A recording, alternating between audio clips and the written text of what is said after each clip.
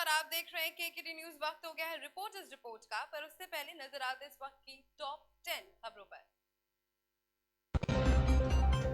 Corona के नए मामलों में गिरावट, पिछले 24 घंटों में 1,49,000 केस दर्ज। ओवैसी की गाड़ी पर कैसे चली गोली, एआईएमआईएम चीफ ने दिल्ली पहुंचकर खुद बताई साजिश की पूरी कहानी। कांग्रेस की एक तरफ से सीएम चेहरे के ऐलान से पहले बोले नवजोत सिंह सिद्धू, ऊपर बैठे लोग चाहते हैं कमजोर मुख्यमंत्री जो उनके इशारों पर नाचे। देश के सांसदों और विधायकों के खिलाफ 4,984 आपराधिक मामले लंबित, 1,899 केस 5 साल से भी पुराने। ईडी ने सीएम चन्नी के भांजे भूपेंद्र सिंह हानी को किया गिरफ्तार, आज होगी जालंधर कोर्ट में पेशी। योगी आदित्यनाथ ने आज अपने नामांकन से पहले गोरखनाथ मंदिर में किया हवन पूजन। देश को मिला अमेरिका का साथ, कहा चीनी सैन्य आक्रमण के खिलाफ भारत के साथ खड़े हैं। 11 राज्यों में पूरी तरह स्कूल खुले, केंद्र ने जारी किए दिशा निर्देश, छात्रों को ऑनलाइन पढ़ाई का मिलेगा ऑप्शन। पीएम नरेंद्र मोदी आज पश्चिम यूपी में 5 जिलों में 20 लाख वोटरों के साथ करेंगे वर्चुअल संवाद, अखिलेश, मायावती और प्रियंका मांगेंगी वोट। राहुल गांधी आज गोवा में करेंगे चुनाव प्रचार, डोर टू डोर कैंपेन के बाद करेंगे वर्चुअल रैली।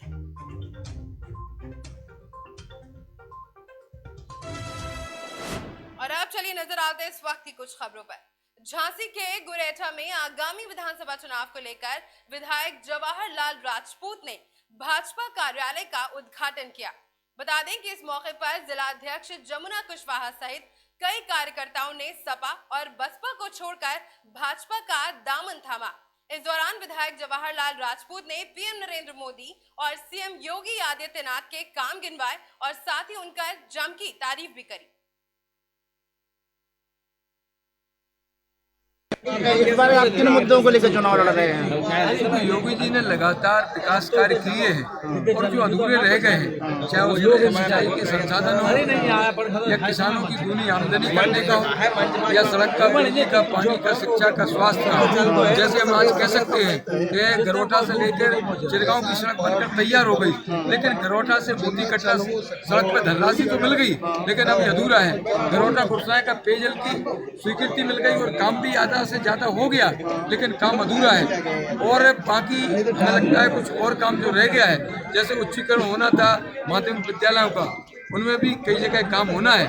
और सड़कें भी जो बहुत कम मात्रा में बची रह गई, या बिजली के जो 132 का एरज का है वो काम प्रारंभ हुआ लेकिन पूरा होना बाकी है। इसी तरह के हम पिछले चुनाव में क्या क्या मुद्दे लिए थे आपने, उनमें से कितने पूरे हो पाए? हम कह सकते हैं कि मील का पत्थर साबित जो हो रही हमारी परियोजना जो बड़वार झील का है, उस गरोटा को सबसे ज्यादा लाभ देने वाली है। 70-80 गाँव को, जिसमें आखिरी के जो गाँव है हीरानगर, डुमरई, कचीर, और हम समझते हैं ये बहुत बड़ा एक यहाँ के किसानों के लिए मील का पत्थर साबित। एक गाँव में एक घटना हुई है, अभी उसको राजनीतिक षड्यंत्र करार दिया जा रहा है, उस संबंध में क्या कहना चाहेंगे? हमें जानकारी तो नहीं है। मड़ोरा गांव में पता चला है, लेकिन एक राजनीतिक षड्यंत्र बताया जा रहा है। 100% आपको बताएं जी, क्या गरोटा विधानसभा और पूरे उत्तर प्रदेश के अंदर योगी जी की आंधी चल रही है और जो विकास कार्य हुए योगी जो मोदी जी ने, वो लगातार जन समर्थन मिल रहा है। इसलिए विपक्षी लोग बौखलाए हुए हैं, उनके पास जन समर्थन बचा ही नहीं है, ना कि सब खत्म हो चुका है, इसलिए बौखला रहे।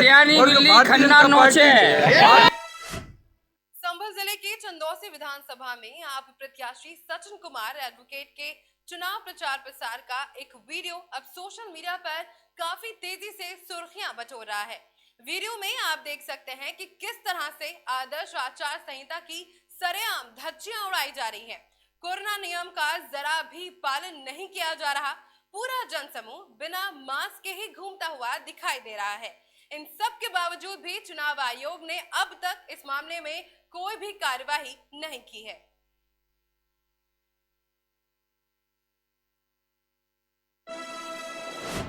अमरोहा जिले के पूर्व क्रिकेटर और कैबिनेट मंत्री स्वर्गीय चेतन चौहान की कर्मभूमि नौगावा सादात पहुंचे केंद्रीय रक्षा मंत्री राजनाथ सिंह।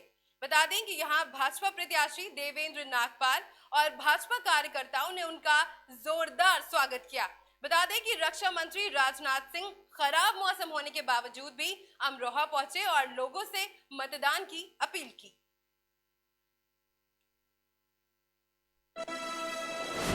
बहराइच में विधानसभा चुनाव के 5वें चरण को लेकर नामांकन की प्रक्रिया शुरू हो गई है। नामांकन प्रक्रिया के तीसरे दिन समाजवादी पार्टी के पयागपुर प्रत्याशी मुकेश श्रीवास्तव ने अपना नामांकन पत्र दाखिल किया। नामांकन दाखिल करने के बाद मुकेश श्रीवास्तव ने कहा कि प्रदेश में इस बार सपा सरकार पूर्ण बहुमत से आएगी। मुकेश जी, आज आपने पर्चा दाखिल किया है और नामांकन आपका हो गया है, लेकिन लगातार बीजेपी चिल्ला रही है कि पयागपुर में सपा साफ है, क्या कहेंगे आप? देखिए, ये किसी से छिपा नहीं है कि सत्यता यह है कि भाजपा का सूखड़ा साफ होने जा रहा पूरे प्रदेश में। मुद्दे ही मुद्दे हैं, महंगाई, भ्रष्टाचार, छुट्टा जानवर और बेरोजगारी। ऐसे तमाम सैकड़ों ऐसे मुद्दे हैं जिस पर जनता भाजपा को खदेड़ने जा रही है। आगरा जिले के उत्तर विधानसभा के कांग्रेस प्रत्याशी विनोद बंसल के समर्थन में जनसंवाद आयोजित किया गया। बता दें कि इस मौके पर कांग्रेस के वरिष्ठ नेता और स्टार प्रचारक प्रमोद तिवारी भी मौजूद रहे। यहां उन्होंने सभा को संबोधित करते हुए भाजपा पर करारे प्रहार करते हुए कहा कि हमारी सरकार ने आत्मनिर्भर भारत तो बनाया, तो भाजपा ने पूंजीपति निर्भर भारत बनाया। अगर हिंदुस्तान को बिकने से बचाना है तो पंजे का बटन दबाना होगा। उत्तर प्रदेश में क्या स्थिति है सब जानते हैं। इनका की काम है, इलाहाबाद में जाएंगे, आगरा की तारीफ करेंगे और आगरा में आएंगे तो बनारस की और गोरखपुर की तारीफ करेंगे। आगरा की बदहाल स्थिति क्या है उसके बारे में नहीं बताएंगे। चले जाइए, कौन सा दिन अखबार का ऐसा है जिसमें पाइपलाइन नहीं फटी हो और पानी और गंगा जल नालियों में नहीं गया हो। मेट्रो के नाम पर 1.5 साल से फतेहाबाद रोड ध्वस्त हो चुका है। आपने सुना होगा, इनकी मंत्री विधायक कहते थे कि हम सड़क का उद्घाटन करने गए, नारियल मारा, सड़क फूट गई। ऐसी का भ्रष्टाचार है। आगरे में चरम सीमा पर भ्रष्टाचार है, नगर निगम में भ्रष्टाचार है और सीवर की समस्या जग जाहिर है। और निश्चित रूप से हम ये उत्तर का चुनाव जीतने जा रहे हैं। और आपको मैंने पहले भी कहा था, आज फिर कह रहा हूं कि आगरे के अंदर ये चमत्कार होगा जो घमंड इनका है 35 साल का 33 साल का कि हम जीतते रहे, वो ध्वस्त होगा। 2022 में ध्वस्त होगा। मार्च में 10 मार्च को इनकी सरकार जाएगी। आगरा के सुल्तानगंज में लोगों की मदद के लिए सेवा भवन का लोकार्पण किया गया। बता दें कि विश्व कल्याण मिशन ट्रस्ट की ट्रस्टी संरक्षक तीरथ कुशवाहा ने बतौर मुख्य अतिथि फीता काटकर इस सेवा भवन का उद्घाटन किया।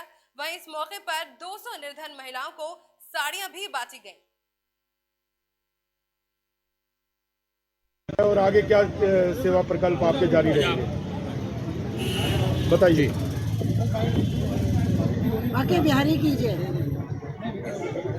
यूं तो सेवा के कार्य अनेकों करते रहे, जगह जगह, कहीं चौराहों पर, कहीं होटलों में, कभी कहीं।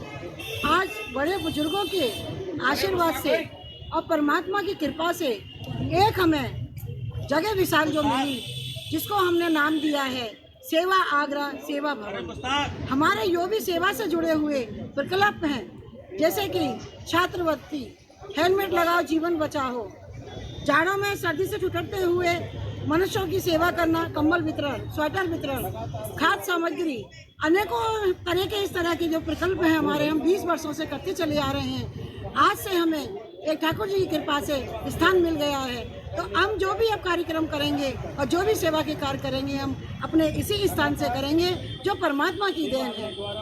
और आज यहाँ पर हमने साड़ियों का, यूँ तो कोई गिनती नहीं है, किसी भी सेवा को करने के लिए कोई भी हम उसका मूल और भाव नहीं कर सकते, केवल कर सकते हैं तो दिल से एक भाव जिसकी हमने आज सेवा रखी है। सभी माताओं को जो गरीब हैं, निर्धन हैं, उनको सभी को हमने एक एक साड़ी यहाँ से वितरण की है, ताकि वो अपने कुछ एक मन से खुश, जैसे कि एक कमल का फूल की तरह से वो खिल सके, उनके चेहरे पे मुस्कान आ सके, जो कि वो अपने आय के उस जरिए से खरीदने में सक्षम नहीं है। तो आज उन सभी माताओं बहनों को हमने यहाँ साड़ी दे करके उनको एक खुशी दी है।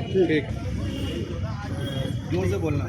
तीरथ कुशवाहा, पद्मानगर निवासी, मेरे बड़े भाई श्रीमान मुरारीलाल गोयल जी, गोयल पेंट, इन्होंने काफ़ी टाइम से 15 से 20 साल हो गए तो सेवा आगरा जो चल रही है अपनी, उसमें काफ़ी टाइम से सारे निरंतर कार्यक्रम चल रहे हैं। उसी कड़ी में एक आज से नया शुभारंभ जो किया है वो सेवा भवन का आज से शुरू कर दिया गया है। अब आगे जो भी काम होंगे, सेवा आगरा, सेवा भवन, जो भी कार्यक्रम हुआ करेंगे वो यहीं पर होंगे। जो भी सामान वितरण है, फीस है, साड़ियाँ वितरण है, हेलमेट वितरण है, जो भी कार्यक्रम होगा वो सेवा भवन पर ही होगा। ठीक है। साड़ी वितरण किया गया है, पूरा बताइए क्या है। आज मेरे लिए बड़ा सौभाग्य का दिन है कि सेवा आगरा को आज एक सेवा भवन मिल गया है, जिसमें कि सेवा के जो प्रकल्प हैं, जिसे कि सेवा आगरा लगातार 20 सालों से संचालित कर रही है, उन सभी सेवा प्रकल्पों के लिए आज सेवा भवन का शुभारंभ हमारे विश्व कल्याण मिशन ट्रस्ट के ट्रस्टी भाई श्री तीरथ कुशवाहा जी ने आज इस सेवा की यहाँ एक ऐसी शुरुआत की है, जिसमें कि अब जरूरतमंद परिवारों को और जरूरतमंद सभी लोगों को यहाँ सेवा के ये जितने भी हमारे प्रकल्प हैं, हेलमेट लगाओ जीवन बचाओ से शुरू करके हमारा जो जल सेवा का कार्यक्रम है, निःशुल्क चिकित्सालय जिसको कि हम बहुत जल्दी यहाँ पर प्रारंभ करने जा रहे हैं, इसमें लोगों की जितनी भी जो समस्याएं, जो शारीरिक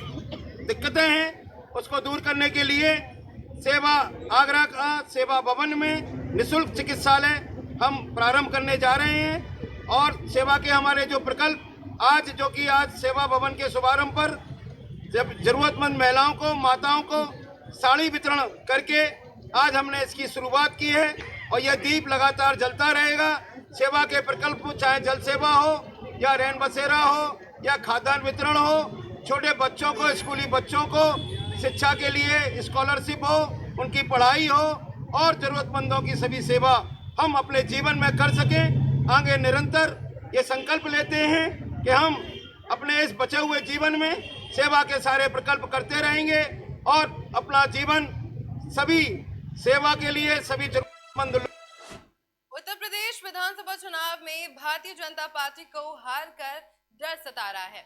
बता दें कि ऐसा हम नहीं कह रहे हैं, ऐसा खुद भाजपाई अपनी करतूतों से बयां कर रहे हैं। आपको बता दें कि आगरा के उत्तर विधानसभा के कमला नगर क्षेत्र में कांग्रेसी प्रत्याशी विनोद बंसल की जनसंपर्क यात्रा के दौरान दुकानों पर कांग्रेस के झंडे लगाए गए तो ये बात भाजपा के पूर्व पार्षद दीपक ढल को रास नहीं आई, तो उन्होंने कांग्रेस के साथ सभी झंडे हटाने की बात कही।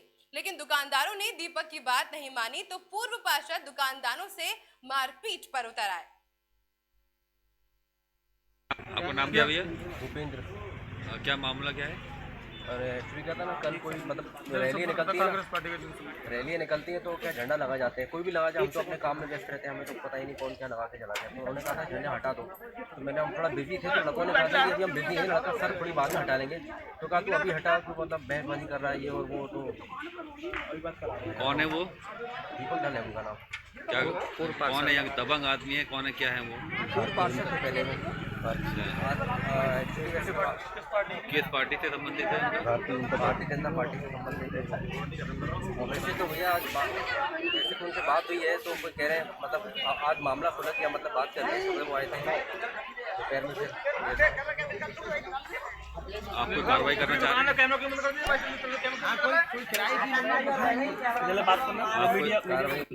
आपका नाम क्या भैया? भूपेंद्र। क्या मामला क्या है? और एक्चुअली क्या था ना, कल कोई मतलब रैलियाँ निकलती हैं तो क्या झंडा लगा जाते हैं, कोई भी लगा जाए, हम तो अपने काम में व्यस्त रहते हैं, हमें तो पता ही नहीं कौन क्या लगा के चला गया। तो उन्होंने कहा था झंडा हटा दो, तो मैंने हम थोड़ा बिजी थे तो लोगों ने कहा था कि अभी हम बिजी हैं, लड़का सर थोड़ी बाद में हटा लेंगे। तो कहा तू अभी हटा, तो मतलब बहसबाजी कर रहा है ये और वो। तो कौन है वो? दीपक ढाल है उनका नाम। क्या कौन है? यहाँ दबंग आदमी है? कौन है? क्या है वो? पार्षद थे पहले में। किस पार्टी से संबंधित है? भारतीय जनता पार्टी से संबंधित है। वैसे तो भैया आज वैसे तो उनसे बात हुई है, तो वो कह रहे हैं मतलब आज मामला खुला किया, मतलब बात कर रहे हैं, वो आए थे दोपहर में से। आप कोई कार्रवाई करना चाह रहे हैं?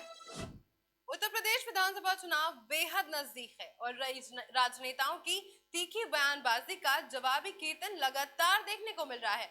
इसी कड़ी में झांसी के कांग्रेस प्रत्याशी राहुल रिछारिया के भाषण से जनता के बीच कांग्रेस की जीत के संकेत दिए। बता दें कि राहुल रिछारिया ने कहा कि अगर आप मुझे चुनाव में जिताते हैं तो मैं 5 साल आपकी भरपूर सेवा करूंगा।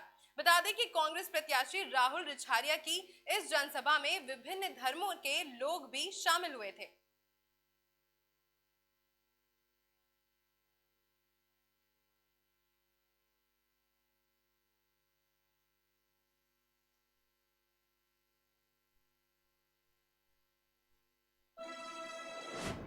खबर झांसी से सामने आ रही है, जहां हिमांशु शर्मा युवा मोर्चा मंडल उपाध्यक्ष ने अमित सिंह जादौन युवा मोर्चा जिलाध्यक्ष के नेतृत्व में आवास विकास में जनसंपर्क कराया गया।